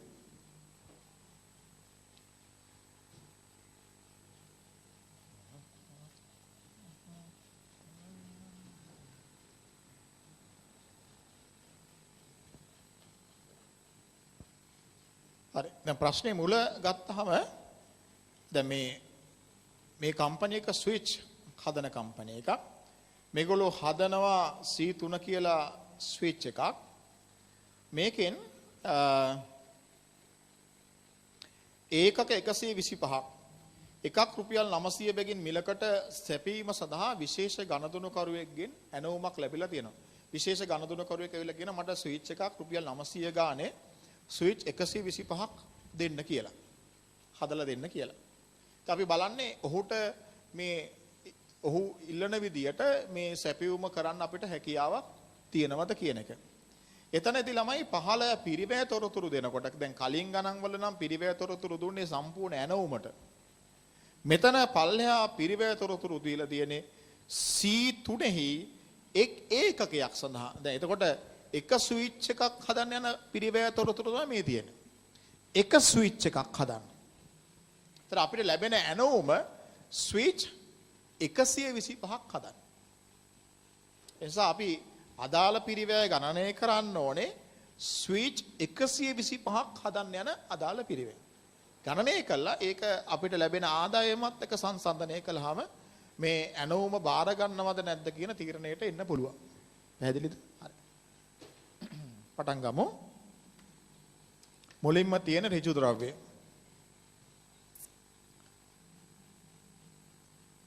ඍජු ද්‍රව්‍ය සටහන 1.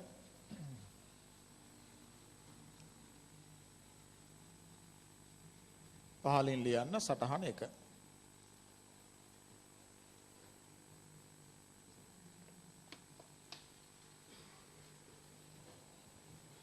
බලන්න කොච්චරක් ඕනද කියලා. ඍජු ද්‍රව්‍ය කිලෝග්‍රෑම් එකක් රුපියල් 660 බැගින් ඍජු ද්‍රව්‍ය කිලෝග්‍රෑම් එකක් වෙළඳ පොලෙන් මිලදී ගත යුතුයි. එක ස්විච් එකක් හදන්න කිලෝග්‍රෑම් එකක් ඍජු ද්‍රව්‍ය ඕනේ කිලෝග්‍රෑම් එකක් රුපියල් 660යි අවශ්‍ය ප්‍රමාණය වෙළඳ පොලෙන් ගන්න ඕනේ. ඉතා පැහැදිලි කියන්න දෙයක් නැහැ. ගබඩාවල තොග ගැන මුකුත් කියන්නේ කියනවා මේ ස්විච් හදන්න නම් එකකට කිලෝ 1 බැගින් රුපියල් 660 ගානේ අපිට පිටින් මිලදී ගන්න වෙනවා. එනිසා එතන ප්‍රකාශනයක් ඕනෙත් නැහැ. නමුත් ඕන ලියා ගන්න මෙතන යටින් මෙහෙම ලියන්න. යටින් ලියන්න සටහන 1 යටතේ අවශ්‍ය අමුද්‍රව්‍ය සටහන 1 යටතේ අවශ්‍ය අමුද්‍රව්‍ය පිටතින් මිලදී ගැනීම සඳහා අවශ්‍ය අමුද්‍රව්‍ය පිටතින් මිලදී ගැනීම සඳහා දැරීමට සිදුවන පිරිවැය අදාළ පිරිවැය වේ. දැරීමට සිදුවන පිරිවැය අදාළ පිරිවැය වේ.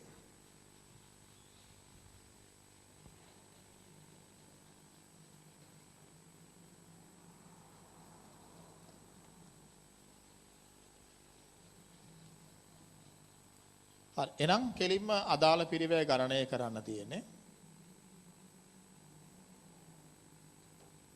අදාළ පිරිවැය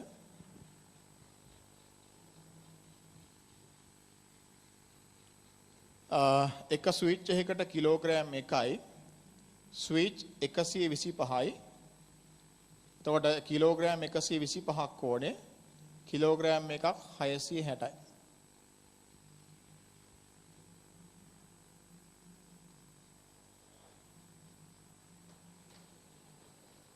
තර අමුද්‍රව්‍ය වලට පිරිවැය යනවා රුපියල් 82500ක.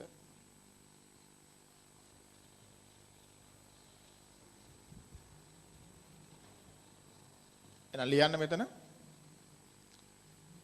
අදාළ පිරිවැය 82500යි.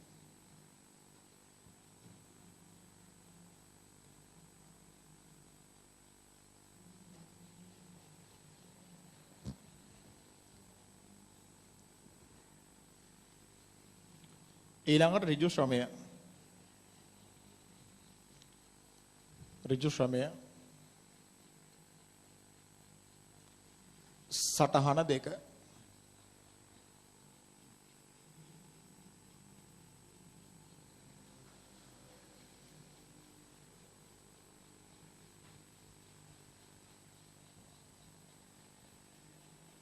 හරි. ඍජු ශ්‍රමය ගැන මොකක්ද කියන්නේ? සාමාන්‍යයෙන් පැයකට රුපියල් 500 බැගින් ගෙවීම කරනු ලබන පැය 0.5ක ශ්‍රමය. ඒ පැය 0.5 කියන්නේ දැන් ඔයගොල්ලන්ට තේරෙනවා ළමයි ඔයගොල්ලෝ පොඩි ළමයි නෙමෙයිනේ. පැය 0.5 කියන්නේ පැය භාගයක්. පැය භාගයක් ඕනේ. ඍජු ශ්‍රමය භාවිතා කළ යුතුයි. දැනට අක්‍රීය ශ්‍රම පැය 40ක් තිබෙන අතර ඒ සඳහා වන වේතන වෙනුවෙන් සමාගම සහතික වී ඇත. සමාගමේ දැනටමත් අක්‍රීය පැය 40ක් තියෙනවා. ඉතින් ඒ පැය 40 අපිට පුළුවන් මේ ඇනවුමට පාවිච්චි කරන අක්‍රීයයිනේ වැඩක් නැතුව නිකන් ඉන්නේ. ඒ වගේම ඒ සේවකයන්ට වේතන සහතික වෙලා තියෙන. ඉන්න අදහස් කරන්නේ මොකද? ඉන්න අදහස් කරන්නේ ඒ ඉන්න සේවකයන් ස්ථීර සේවකයන්. එහෙනම් ඒ අක්‍රීය පැය 40ට වේතන දැන්ටම සහතික වෙලා කියන්නේ ඒතර ඒ පැය 40 එයාලා වැඩ කළත් නැතත් ඔවුන්ට වේතන ලැබෙනවා. එහෙනම් අපිට පුළුවන් මේ පැය 40 මේකට පාවිච්චි කරන්න. එහෙනම් ඒ පැය 40 පාවිච්චි කිරීම වෙනුවෙන් පිරිවැයක් අදාළ නැහැ. පිරිවැයක් නැහැ. අදාළ පිරිවැයක් නැහැ. ඊළඟට කියනවා ඍජු ශ්‍රම සැපයීමේ කිසියම් ඌනතාවයක් සිදු වුණොත් පැයකට සාමාන්‍ය අනුපාතයට වඩා 1.5ක ගුණයක් බැගින් ගෙවා අතිකාල වැඩ තුලින් ආවරණය කරගත යුතුයි. දැන් ඍජු ශ්‍රම පැය 40ක් අක්‍රිය තියෙනවනේ. ඒ පැය 40 මේ ඇනවුමට පාවිච්චි කරන්න පුළුවන්. නිකන් හරි මදි වුණොත් පැය 40 මදි වුණොත් ඒ මදි පැය ටික අපිට ගන්න වෙන සේවකයන් අතිකාල සේවය යොදවලා. ඒතර අතිකාල සේවය යෙදුවොත් අන්න සාමාන්‍ය පැයකට ගෙවනවට වඩා එකහමාරක් ගෙවන්න වෙනවා. අන්න ඒ අතිකාල සේවය යොදවන්නේ මක් නිසාද? මේ ඇනවුම නිසා. අන්න ඒ සඳහා කරන ගෙවීම තමයි මේ ඇනවුමට අදාළ පිරිවැය වෙන්නේ. හරි. අපි ඉස්සල්ලාම ශ්‍රමය පිළිබඳ මෙහෙම ගණනය කිරීමක් කරගනිමු. ඒතර ලේසියෙන්. සටහන 2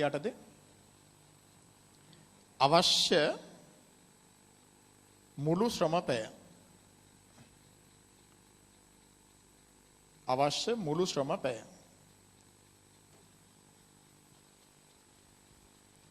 බෝට්ටුවක් හදන්න බෝට්ටුව නෙමෙයි ස්විච් එකක් හදන්න ශ්‍රමපය 0.5ක් ඕනේ. ස්විච් එකක් හදන්න ශ්‍රමපය 0.5ක් ඕනේ. ශ්‍රමපය 0.5ක් ඕනේ. ස්විච් කීයක්ද?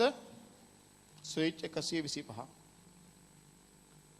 එහෙනම් ස්විච් ටික හදන්න අවශ්‍ය වන මුළු ඍජු ශ්‍රමපය ප්‍රමාණය පැය 62.5ක් ඕනේ. පැය 62.5ක් ඕනේ.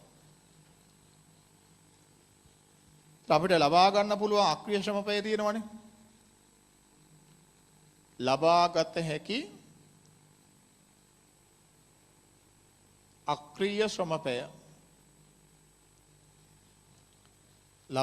හැකි අක්‍රීය ශ්‍රමපය 40යි. එක අයින් කළාම තව ඕනේ පැය 22.5ක්. ඒ තමයි ශ්‍රමපය වල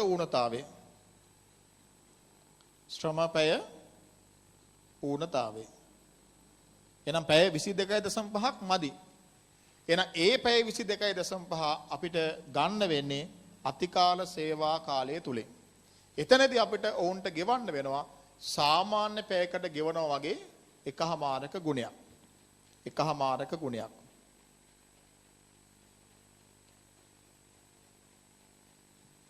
හරි. ඊට මෙහෙම ලියමු. අපි ඉස්සල්ලාම මේක ගන්න ඕනේ. ඉස්සල්ලාම අපි කියන්න ඕනේ දැන් මේ ඔක්කොම පැය 62.5ක් ඕනේ ළමයි මේ වැඩේට. අපි එතකොට එතනදී කියන්න ඕනේ මේ පැය 40 සඳහා අපි වෙනමම පිරිවැයක් දරන්න ඕනේ. උන්ට සහතික වෙලා තියෙන හින්දා මේ පැය 40 සඳහා කරන ගෙවීම අදාළ පිරිවැයක් නෙමෙයි. නමුත් අපිට අර මදි පැය 40 මේ 22.5 අපිට අතිකාල වලින් කරගන්න වෙනවා. ඒ සඳහා කරන ගෙවීම අදාළ පිරිවැයක් කියලා ලියලා ගණනය කරලා පෙන්නන්න ඕනේ. හරි. අපි ගමු ලියන්න.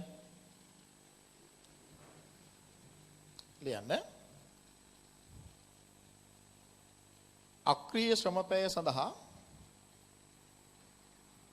අක්‍රීය ශ්‍රමපය 40 සඳහා අක්‍රීය ශ්‍රමපය 40 සඳහා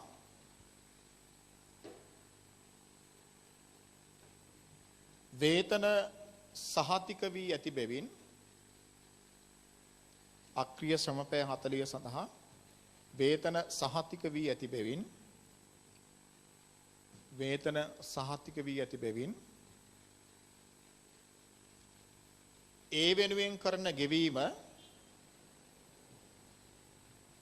ඒ වෙනුවෙන් කරන ගෙවීම මෙම ඇනෝමට අදාළ පිරිවැයක් නොවේ. ඒ වෙනුවෙන් කරන ගෙවීම මෙම ඇනෝමට අදාළ පිරිවැයක් නොවේ.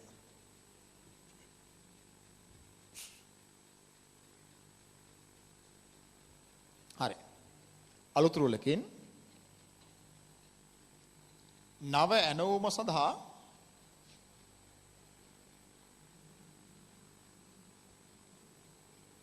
ශ්‍රමපය 22.5ක නව ඇනෝම සඳහා ශ්‍රමපය 22.5ක ඌනතාවයක් ඇති බැවින් ශ්‍රමපය 22.5ක ඌනතාවයක් ඇති බැවින්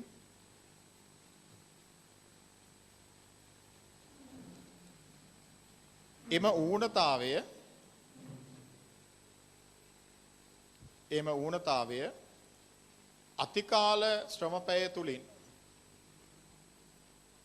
අතිකාල ශ්‍රමපය තුලින් ලබා ගත යුතු වේ. අතිකාල ශ්‍රමපය තුලින් ලබා ගත යුතු වේ. එම නිසා එම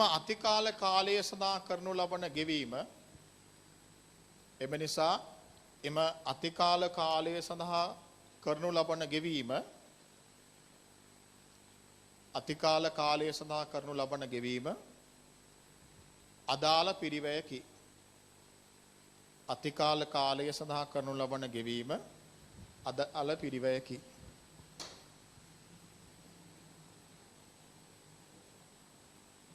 එහෙම ලියලා දැන් අපි එහෙනම් ඒ අතිකාල පැය සඳහා කරන්න සිදුවන ගෙවීම ගණනය කරමු. ඒක තමයි අදාළ පිරිවැය වෙන්නේ. අදාළ පිරිවැය.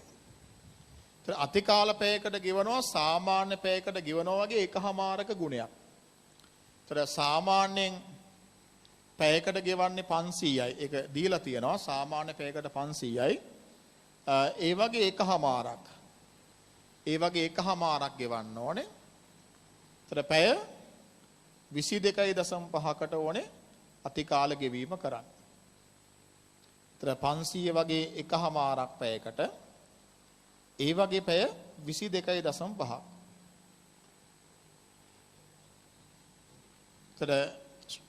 එතන අතිකාල ගෙවන්න ඕනේ 16,875. 16,875.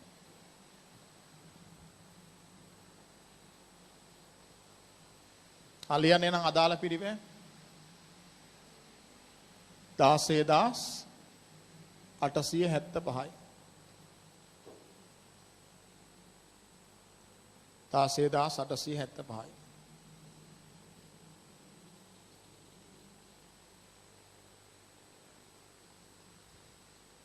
ඊළඟට විචල්්‍ය පොදුකාරය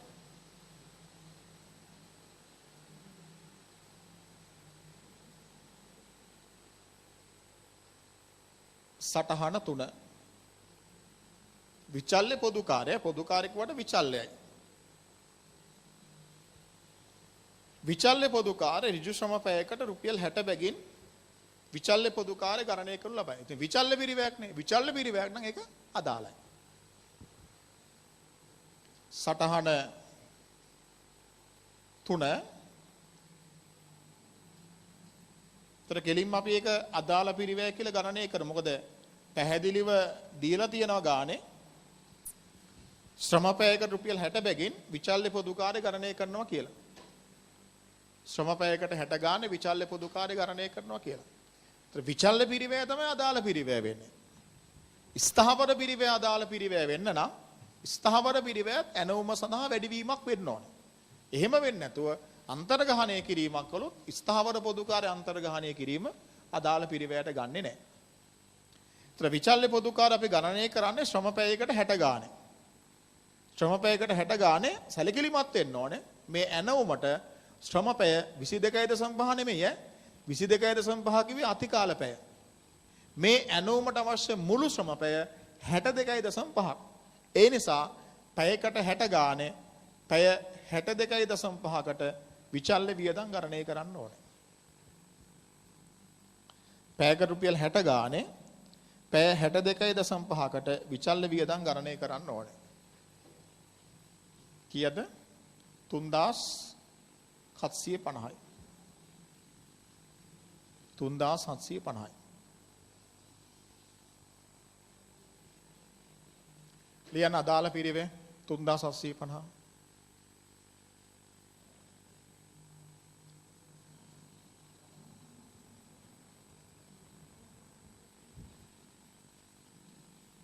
ඊළඟට තියෙන ස්ථාවර පොදුකාරය ලියන්න. ස්ථාවර පොදුකාරය. සටහන 4.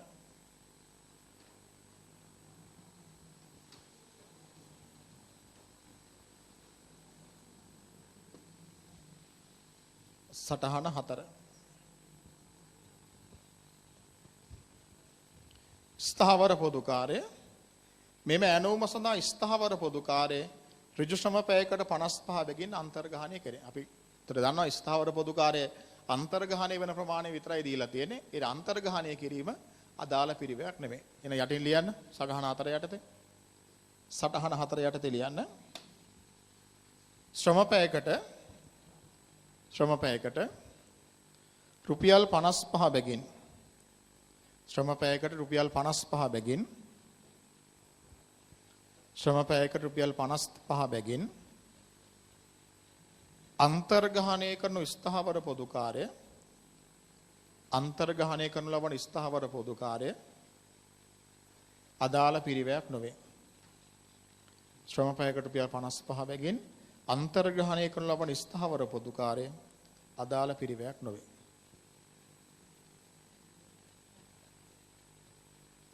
හරි එහෙනම් මෙතන අදාළ පිරිවැයක් නැහැ.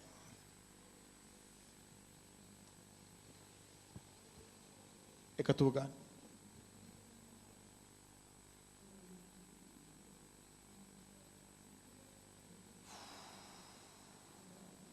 එකතුව 1,03,125යි. උත්තරය ආයි බලන්න. එකතුව හරියද? 1,03,125යි. මේ තමයි මුළු අදාළ පිරිවැය.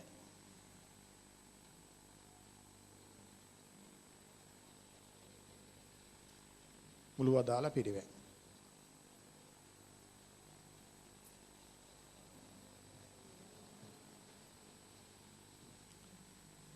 ආදායම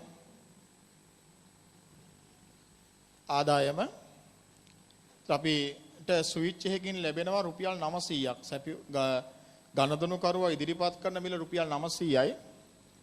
රුපියල් 900 ගානේ ස්විච් 125ක්.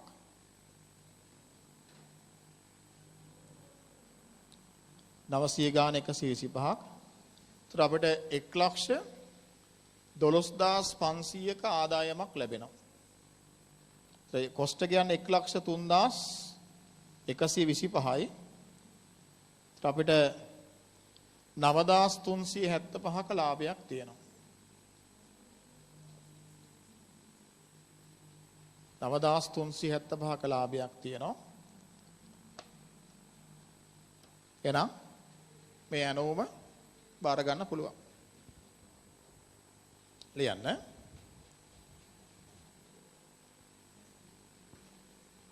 නව ඇනෝමෙන්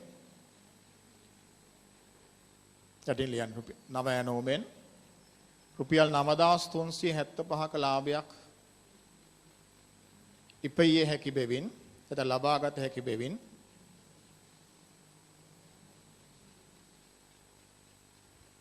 නව ඇනෝම බාර ගැනීම සුදුසු වේ. නව ඇනෝම බාර ගැනීම සුදුසු වේ. හරි. හරි. එහෙනම් ළමයි දැන් අපි AD ෆයිනල් එකේ කොස්ටිං වල දෙවෙනි වීඩියෝ ක්ලිප් එකක් දැන් අපි අවසන් කරන්න යන්නේ. දැන් ඔයගොල්ලොන්ට මේක අපේ IES එකේ වෙබ්සයිට් එක හරහා අප්ලෝඩ් කරන ඔයගලන්ට ඒක එතකොට අපේ වෙබ්සයිට් එකට ගිහලා ඔයගොල්ලෝ මේ වීඩියෝස් ටික නරඹලා මේ ලෙක්චර්ස් ටික ඉගෙන ගන්නකොට මොනවා හරි ගැටලුවක් ආවොත් ඒ ගැටලු එන ගැටලු මෙන්න මේ නම්බර් එකට යටතේ බලන්න පුළුවන් WhatsApp ආධාරයෙන් ඕන ප්‍රශ්නයක් ඉදිරිපත් කරන්න. මේ නම්බරයට මේ ඇඳෙන නීතියේ කාලය තුල විතරයි COVID-19 කාලය තුල විතරයි. ඊට පස්සේ සාමාන්‍ය පන්ති පටන් ගත්තට පස්සේ නම් මේ නම්බරයට කරදර කරන්න බෑ. ඒතොර ක්ලාස් එක ඉගෙන ගන්න ඔයගොල්ලෝ ඕන ප්‍රශ්නයක් අහන්න පුළුවන්. ඒතර මේ කාලය තුලදී මේ වීඩියෝ ක්ලිප් හරහා ඉගෙනගෙන මොනවා හරි ගැටලුවක් තියෙනවා නම් මේ නම්බරයට WhatsApp ආධාරයෙන් ඔයගොල්ලන්ට ඕන ප්‍රශ්නයක් යොමු කරන්න. මම එතකොට මේ ප්‍රශ්න වලට පිළිතුරු ලබා දීම කරනවා. ඒතර අපි කතා කරගෙන හිටියේ අදාළ පිරිවැය පාඩම. තව මේකේ චුට්ටක් තියෙනවා. තව පාස් පේපර්ස් කිහිපයක් තියෙනවා. එකක් දෙකක් වගේ. තව එක ප්‍රශ්නයක් ටියුට් එකේ තියෙනවා. ඊට පස්සේ අපිට යන්න තියෙන්නේ අදාළ පිරිවැය සැලකිල්ලටගෙන ඉස්සරහට කෙටි කාලන තීරණ ගැනීම වල ගොඩක් ඒරියා එකක් තියෙනවා. ඒතර අදාළ පිරිවැය ගැන ඉගෙන ගන්න ඊළඟට අපිට යම් සාධකයක් සීමාකාරී වුණොත් එවැනි අවස්ථාවකදී කෙටි කාලීන තීරණයකට අපි එළඹෙන්නේ කොහොමද කියන එක. ඒක අපි කතා කරනවා. ඒතර එක එක ප්‍රශ්නවල ස්වභාවය අනුව ඒක විසඳන ආකාරයන් විවිධ ක්‍රම වෙනවා. විවිධ ආකාර වෙනවා. ඒතර ඒව ගැන තමයි අපි ඉගෙන ගන්න. ඉතින් අපි ඊළඟ වීඩියෝ ක්ලිප් එකෙන් මේ අදාළ පිරිවැය වල ඒ ඉතුරු ප්‍රශ්න ටික සාකච්ඡා කරලා ඉස්සරහට අපි සීමාකාරී සාධක පටන් ගැනීම කරනවා. එහෙනම් මොන හරි ගැටලුවක් තිබුණොත් මේක අහන්න ඕනේ. ඊළඟට මගේ Facebook page එක තියෙනවා. ඒකටත් ඇවිල්ලා ඕන ප්‍රශ්නයක් ඕන දෙයක් යොමු කරන්න පුළුවන් Facebook පිටුව හරහා. හොඳයි. හරි. අපි එහෙනම් ඊළඟ වීඩියෝ ක්ලිප් එකෙන් හමු වෙමු.